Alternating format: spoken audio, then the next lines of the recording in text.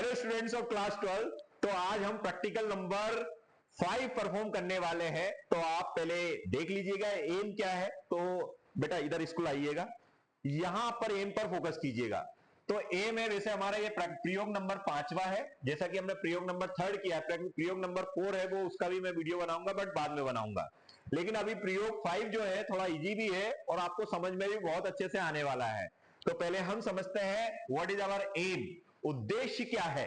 ये प्रैक्टिकल का हमारा उद्देश्य क्या है, या जो हमारा एक्सपेरिमेंट है उसका उद्देश्य क्या है। तो उत्तल लेंस एवं समतल दर्पण, उत्तल लेंस एवं समतल दर्पण इधर दिखाइए बेटा। ये वाला जो है नीचे जो रखा है समतल दर्पण है और ये ऊपर जो रखा है वो उत्तल लेंस है।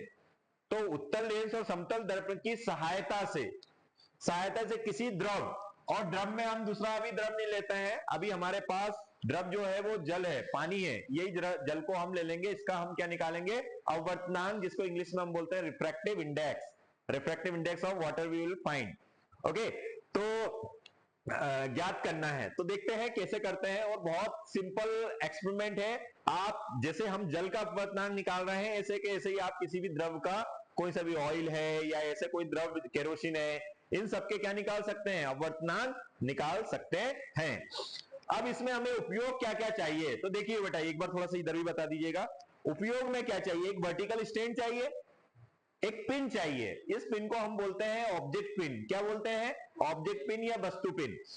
और ये नीचे तो मैंने सिर्फ इसको सपोर्ट देने के लिए लगाया है, ये मेन इंपॉर्टेंट नहीं है हमारे लिए। मेन इंपॉर्टेंट है ये प्लेन मिरर और कॉन्वेक्स लेंस और एक वर्टिकल स्टैंड। इसके साथ साथ में हमने एक हाफ मीटर स्केल भी चाहिए। क्या चाहिए, हाफ मीटर स्केल भी चाहिए, ताकि हम डिस्टेंस को मेजर कर सकें। तो हाफ मीटर स्केल भी ले लेते हैं। अब देखिए कैसे परफॉर्म करना है। तो बच्चों पहले तो हमारे पास जो कॉन्वेक्स लेंस है वो होना चाहिए। कॉन्वेक्स लेंस देखिएगा, हमारे पास कॉन्वेक्स लेंस है। कॉन्वेक्स लेंस की पहचान आपको पता ही होगी कि सेंटर में ये क्या होता है, थिक होता है। सेंटर में कैसा होता है, थिक होता है, और एजेस पे कैसा होता है, थिन होता है। It is clear. अब इसकी हमें पहले, सबसे पहले तो रफ फोकल लेंथ निकालते हैं। क्या निकालते हैं, रफ फोकल लेंथ, या कहें अप्रोक्सीमेट फोकल लेंथ। तो इसके लिए हम क्या करते हैं, इसके लिए कुछ नहीं करना होता है। इसके लिए हम क्या करते हैं, डिस्टेंस ऑब्जेक्ट को टारगेट करते हैं। देखिएगा थोड़ा सा दिखाने की कोशिश, चलिए मैं एक पेपर पर दिखाता हूं इसको, है ना। जैसे मेरे पास ये एक पेपर है ना, पेपर है। पेपर पे मैं पहले क्या कर लेता हूं, इसकी रफ फोकल लेंथ निकाल कर देख लेता हूं। ये देखिएगा आप, क्लियर इमेज दिखाई दे रही होगी आपको, रेड रेड कार वगैरह जो रखी है वो क्लियर दिखाई दे रही होगी, देखिएगा। यस, ठीक है। अब जैसे मैं ये देखता हूं, जहां पर क्लियर दिख रही, तो ये डिस्टेंस को मेजर कर लेते हैं। और ये मेजरमेंट में हमने देखा है ये डिस्टेंस लगभग 20 सेंटीमीटर आ रही है। कितनी आ रही है, 20 सेंटीमीटर। मतलब लेंस से जहां पर स्क्रीन रखा था उसकी दूरी वो लगभग 20 सेंटीमीटर आ रही। तो ये इसकी रफ फोकस दूरी आ जाएगी। क्या आ जाएगी, रफ फोकस दूरी। तो अब हमने क्या किया, जो अरेंजमेंट पर आ जाए बेटा, आप एक बार अरेंजमेंट पर आ जाओ, दिखाओ। देखो हमने ये एक पिन ली है, इस पिन को हम वस्तु पिन बोलेंगे, ये वर्टिकल स्टैंड है। अब हम क्या करते हैं, ये जो लेंस है इसको अरेंज करते हैं। देखिए लेंस को अरेंज किया, और अब हमें क्या करना है, ये पिन है, ये पिन है, इसका प्रतिबिंब पिन के ऊपर ऐसा बनना चाहिए। कैसा बनना चाहिए, ऐसा बनना चाहिए। तो मैंने क्या किया, इसको पहले से सेट करके रखा हुआ हूं ताकि हमें थोड़ा सा प्रॉब्लम ना हो। ये लगभग 20 से 22 सेंटीमीटर के बीच की दूरी है। एक हमें किससे निकालना है, दर्पण से दूरी निकालेंगे, और दूसरी दूरी किससे निकालेंगे, लेंस से निकालेंगे, और उनका मीड वैल्यू निकालेंगे। या वैसे ये टेबल दिखी है, तो उत्तल लेंस की फोकस दूरी निकालेंगे और संयुक्त लेंस की फोकस दूरी निकाल लेंगे। तो देखो बहुत सिंपल सा निकालने का तरीका है, कोई इसमें बहुत ज्यादा कॉम्प्लिकेटेड कॉन्सेप्ट नहीं है। आओ इसको दिखाओ, फोकस करो, ये लेंस में दिखाओ बेटा, इधर इधर लाइएगा, पिन पर ऐसा इसको करो, हॉरिजॉन्टल करो। यस, देखो इसको दिखाने की कोशिश करो। ये देखिएगा, ये जो है, आप इधर देखिए बच्चों, ये देखिए ये है हमारी वस्तु पिन, और ये वस्तु पिन का ये प्रतिबिंब उल्टा दिख रहा है। दिख रहा है बच्चा, दिख रहा है बेटा, देखिए थोड़ा सा उसको उधर पीछे इधर करिएगा, ये देखिएगा। और साथ ही साथ अगर हम लेफ्ट साइड ले जा रहे हैं, अगर उसको घुमाते हैं और पिन, अगर हम कैमरे को लेफ्ट ले जाते हैं, तो पिन, ये प्रतिबिंब पिन है वो, और वस्तु पिन है वो, दोनों साथ साथ, ये देखिए आप ज्यादा क्लियर दिख रहा है, वेरी गुड। अब देखिएगा, ये देखिएगा, अगर मैं थोड़ा सा इसको और आगे करूं तो और ज्यादा क्लियरिटी आपको समझ में आएगी बेटा। देखिएगा, ये थोड़ा सा इसको इधर लाओ, कैमरे को, ये देखिएगा, ये देखिए साथ साथ जा रहा है, मतलब अभी हमने पैरेलैक्स रिमूव कर दिया। कई बार ये हो जाता है कि जब हम इसको प्रतिबिंब और उस पिन को लाते हैं तो क्या हो जाता है, दूर ले जाते हैं तो वस्तु पिन अलग ही रह जाती है, प्रतिबिंब अलग हो जाती है। तो ये नहीं होना चाहिए। तो ये आपने कैसे किया, इसका सेंटर में इसको ऊपर नीचे करके आप इसको एडजस्ट कर सकते हैं। इतना हो गया।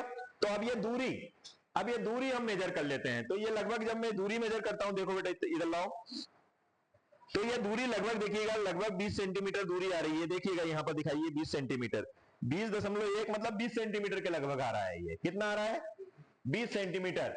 तो उत्तल लेंस से फोकस दूरी जो हो जाएगी वही हमारी क्या होगी, एफ जी, वो लगभग 20 सेंटीमीटर, 20.1 सेंटीमीटर कुछ आ रहा है। तो मैं लगभग के हिसाब से लिख देता हूं 20 सेंटीमीटर। Is this clear? अब हमें क्या करना है, अब इंपॉर्टेंट चीज आती है। अब जिस लिक्विड का, जिस द्रव का हमें क्या निकालना है, अपवर्तनांक निकालना है। तो पहले हम क्या करते हैं बेटा, इधर दिखाइएगा, ये उत्तल लेंस था, इसको हटा देते हैं। क्या करते हैं, हटा लेते हैं और इस पर कुछ ड्रॉप किसकी डालते हैं, पानी की डालते हैं। ये लीजिए, इसमें पानी की जो द्रव हमें जिसका अपवर्तनांक निकालना है उसकी हमने ड्रॉप डाली, ठीक है, ड्रॉप डाल दी। उसके बाद में हमें क्या करना है बेटा, उसके बाद में हमें ये लेंस को रखना है। तो अब हमने लेंस को रख लिया, लेकिन अब देखने की कोशिश कीजिएगा, अब आपको प्रतिबिंब नहीं दिखाई देगा, क्योंकि फोकस दूरी क्या हो गई इस लेंस की, बढ़ गई है। क्या हो गई है, बढ़ गई। तो अब हमें इसको क्या करना पड़ेगा, ऊपर शिफ्ट करना पड़ेगा। तो देखते हैं, इसको ऊपर शिफ्ट करते हैं बच्चों, दिखाइएगा इसको ऊपर।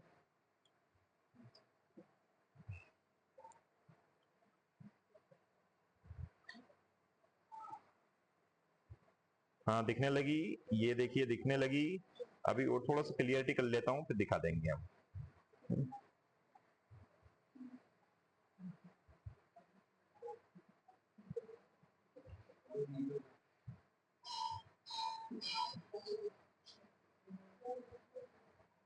ये देखिएगा, दिखाओ बच्चों, दिखाओ बेटा, ये कैमरे में दिखाओ। एक मिनट, थोड़ा सा क्लियर नहीं आ रही है। ये देखिए दिखा रहा है, थोड़ा क्लियर करो उसको। हाँ ये देखिए दिख रही होंगी, और दिखाओ।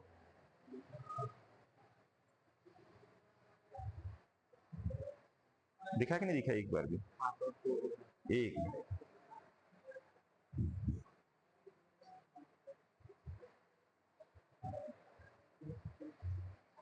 थोड़ा सा अगर टाइम लग सकता है, थोड़ा इसमें टाइम लगता है। हाँ अब पिन मुझे दिखने लगी, कैमरे में थोड़ा सा ब्लर ब्लर दिखाई दे रही होंगी।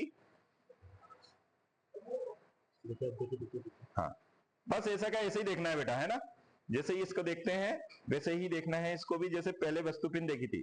थोड़ा सा और ऊपर कर लेते हैं, शायद ब्लर दिख रही है अभी। ये देखिएगा, अब दिख रही होगी क्लियर, दिख रही क्या, इसमें तो दिख रही है बेटा, कैमरे की क्वालिटी के कारण शायद हो सकता है क्लियर नहीं दिख रही है। ये देखिए, दिखिए प्रतिबिंब की पेन, ये देखिएगा। बस ऐसा का ऐसे, इसमें पैरेलैक्स नहीं होना चाहिए। क्या नहीं होना चाहिए, पैरेलैक्स नहीं होना चाहिए, पैरेलैक्स रिमूव होना चाहिए। ये इसको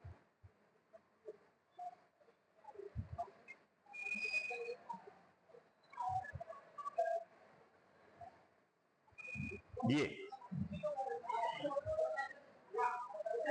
जैसा हमने बिना पानी को रखे हुए निकाला था, ये देखो आप दिख रही होगी क्लियर, है ना, ओके। तो अब ये दूरी जब हम मेजर करके देखते हैं, जैसे हमने बिना पानी के मेजर किया था ना, अब ऐसे कैसे दूरी करेंगे, तो ये लगभग मैंने जब मेजरमेंट किया तो ये आ जाती है 30 सेंटीमीटर के लगभग। कितना आ जाता है, 30 सेंटीमीटर के लगभग। तो अब हम ये सूत्र में वैल्यू पुट करेंगे, किसमें रखेंगे वैल्यू, सूत्र में वैल्यू पुट करेंगे, और हम देखेंगे कि हमें कांच का अपवर्तनांक मिल जाएगा।